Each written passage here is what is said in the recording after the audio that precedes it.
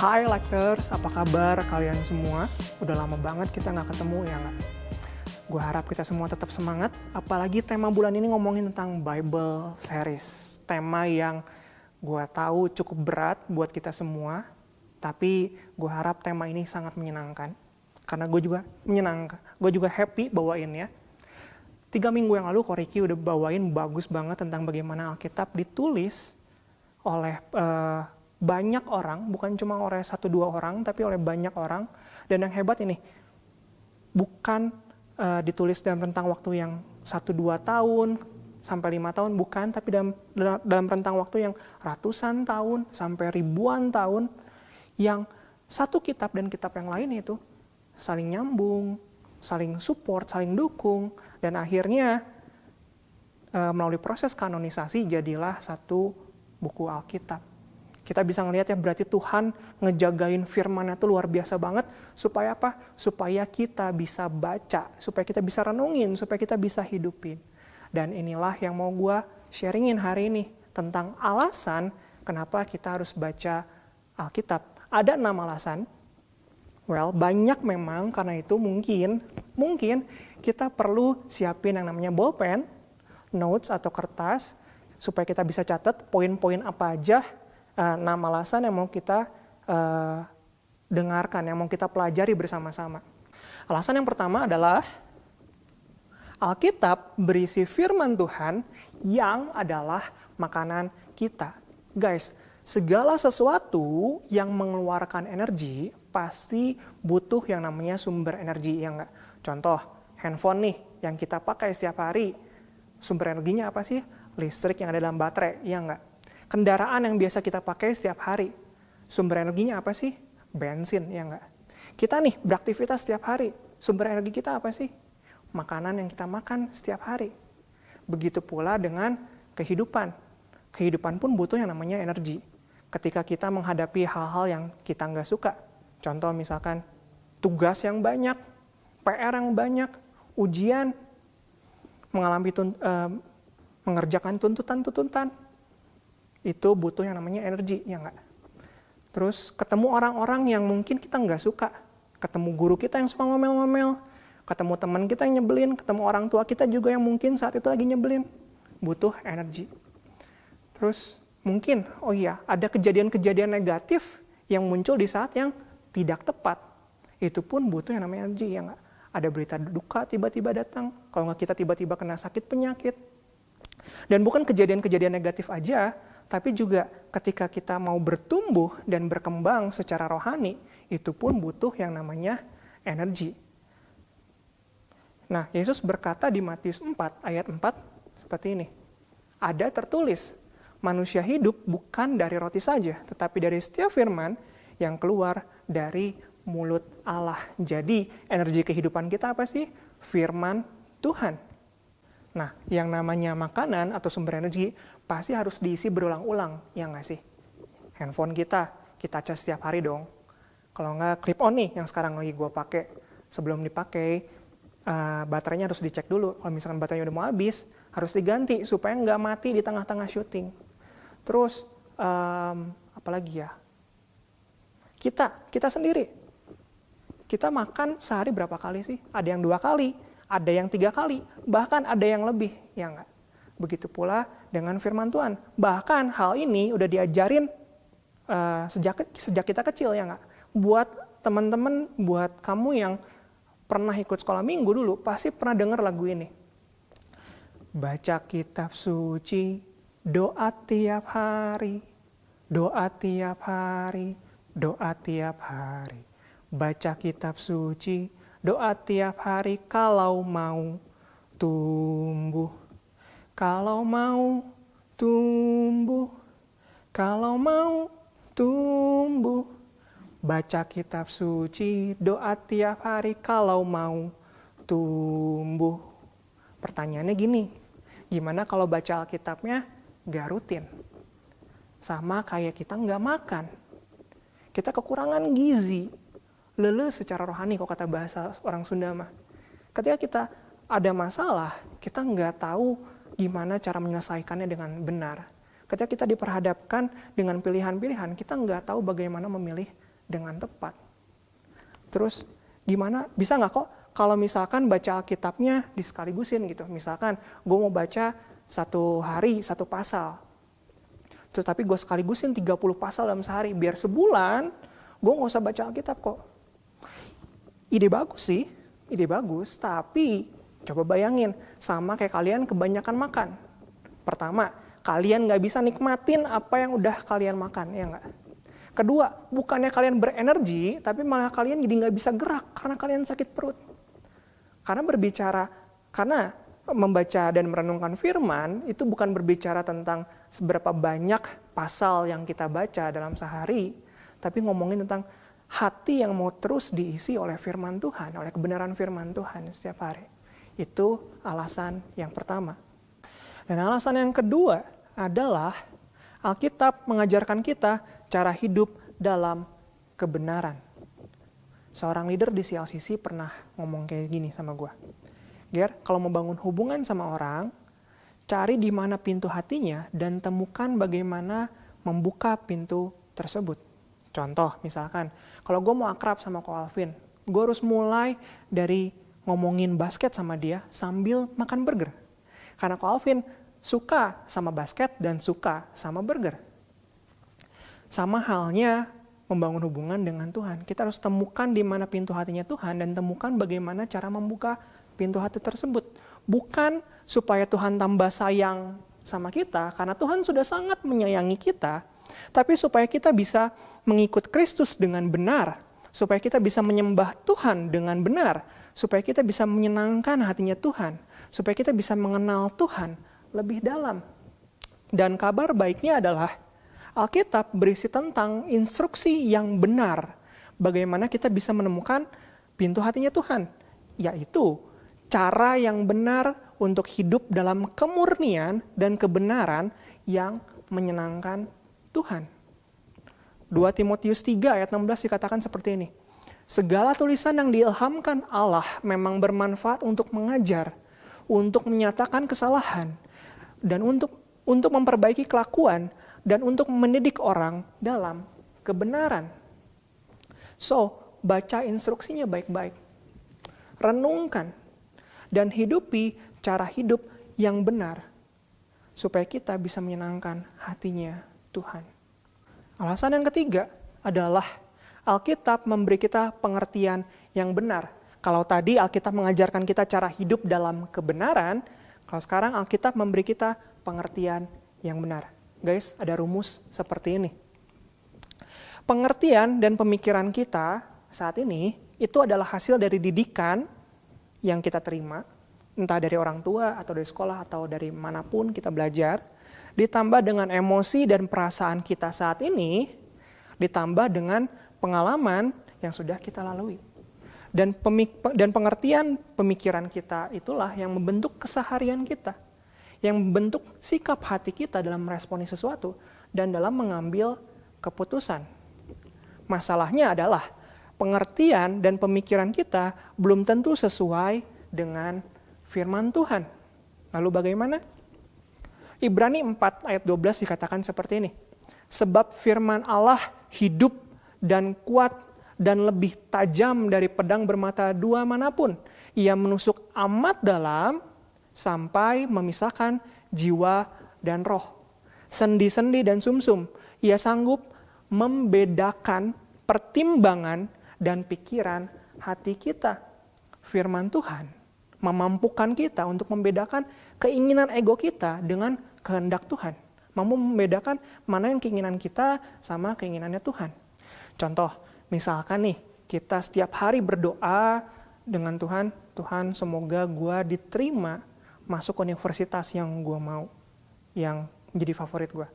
Terus kita belajar setiap hari sambil berdoa terus kita ujian dan keluarlah hasilnya, dan ternyata Tuhan berkata tidak, kita nggak masuk ke universitas yang kita mau.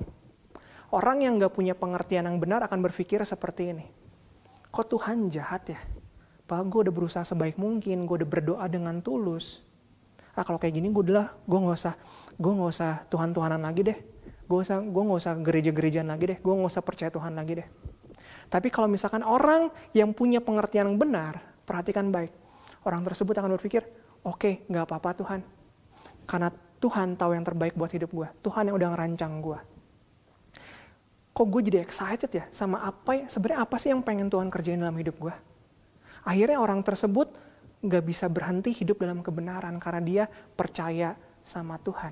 Guys, kamu mau memiliki keseharian yang berbeda, pemikiran yang berbeda, sikap hati yang berbeda, respon yang berbeda, milikilah pengertian yang benar. Caranya gimana?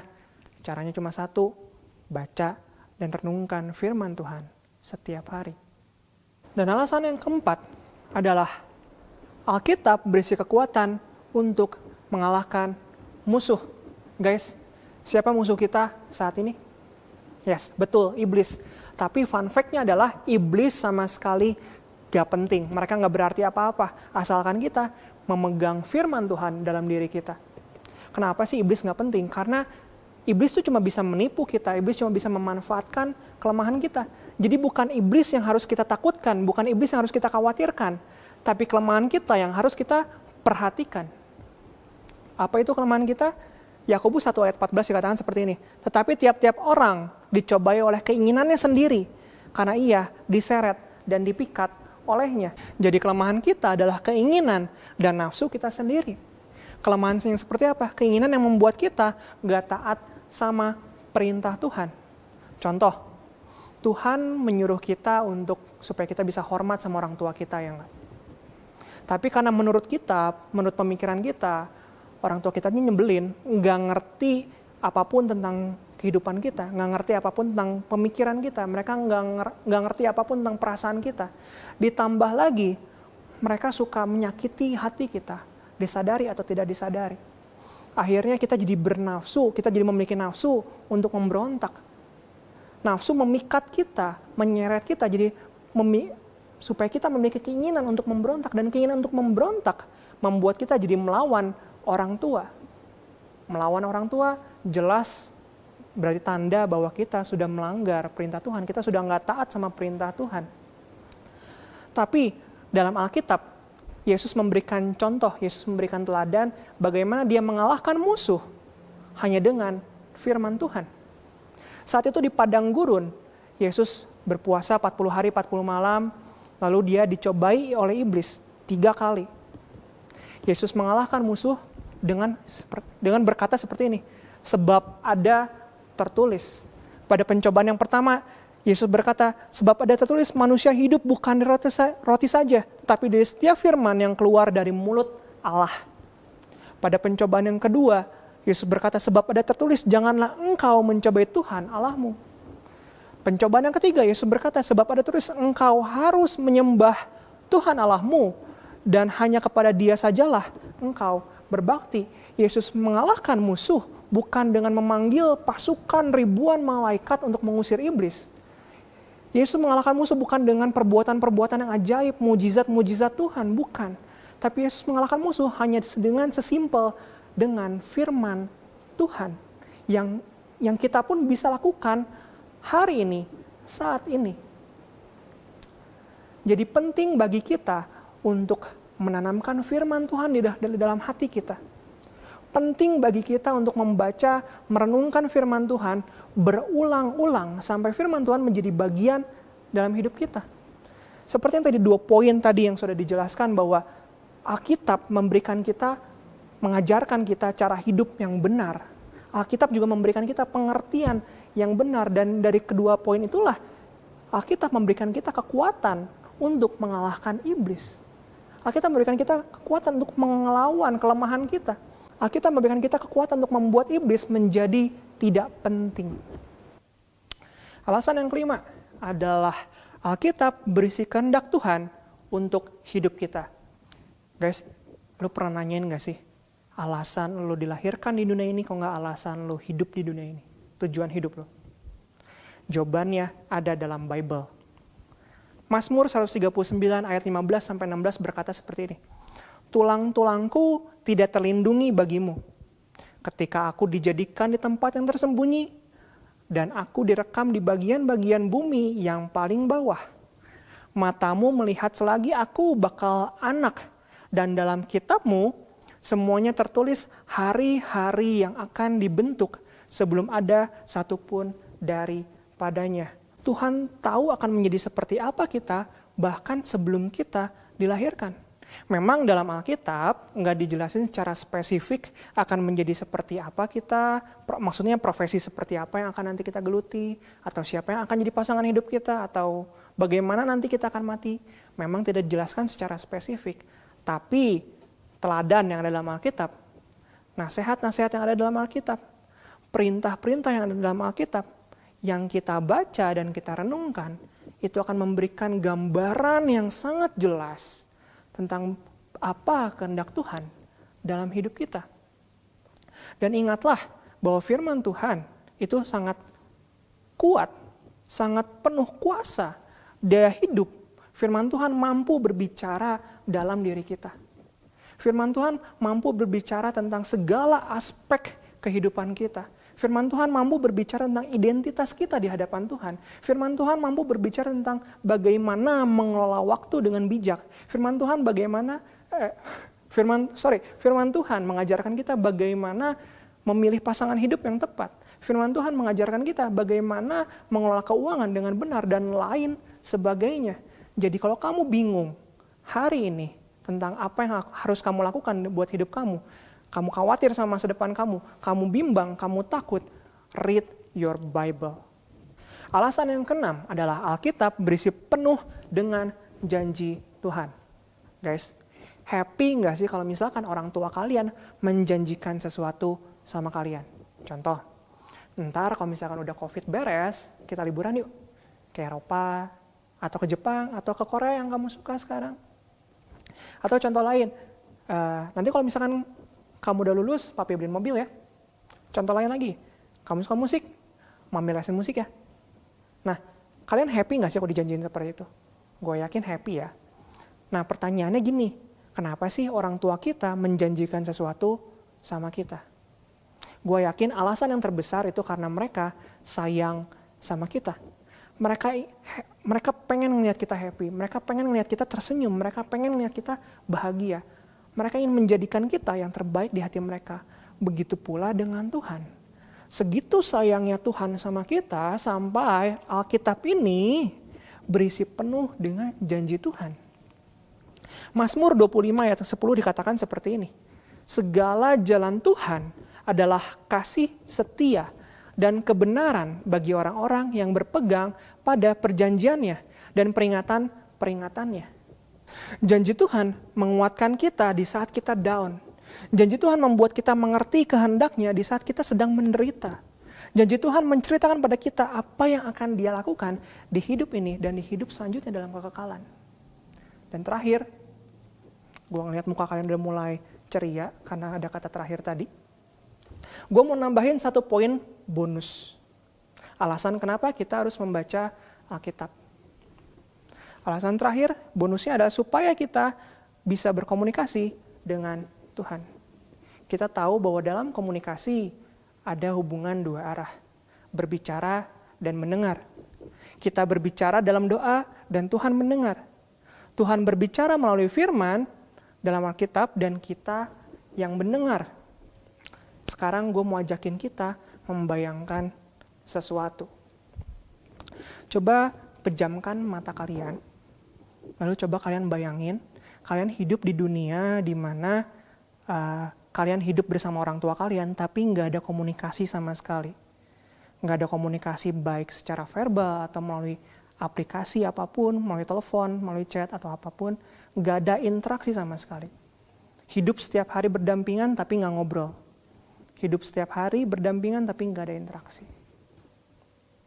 Udah? Pertanyaannya gini. Menurut kalian tahu nggak sih orang tua kalian sayang sama kalian atau enggak?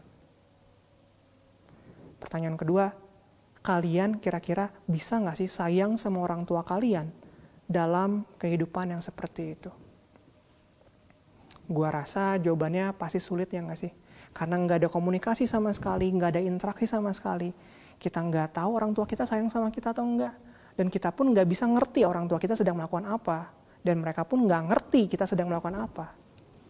Begitu pula dengan Tuhan, tanpa komunikasi dengan Tuhan, kita nggak tahu Tuhan sayang sama kita atau enggak. Dan karena kita nggak tahu Tuhan sayang sama kita atau enggak, kita nggak bisa mengasihi Tuhan. Dan karena kita nggak bisa mengasihi Tuhan, kita nggak akan mau ngerti apa yang sedang Tuhan lakukan dan apa yang akan Tuhan lakukan. So, sekarang, grab your Bible, open it, and read it. Selamat bertumbuh, God always be with you.